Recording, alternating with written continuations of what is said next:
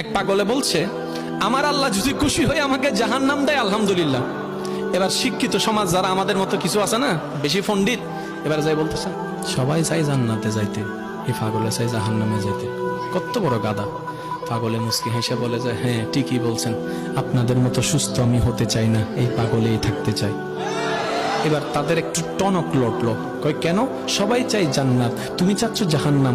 বলে যে ভাইয়ারা, আপনারা মনে হয় আমার কথাটা খেয়াল করেন নাই। আমি বলেছি আমার রব যদি খুশি হয়ে,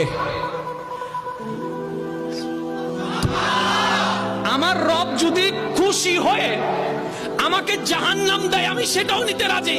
বলে যে এখনো বুঝলাম না। পাগল বলে জ্ঞান দিয়ে রবের বিষয় বোঝা যায় না, দিল দিয়ে বুঝতে হয়। আরে শুনো, রব যখন খুশি হয়ে যাবে জাহান্নামটা জান্নাত হয়ে যাবে, রব যখন নারাজ হয়ে যাবে জান্নাতটা জাহান্নাম হয়ে যাবে।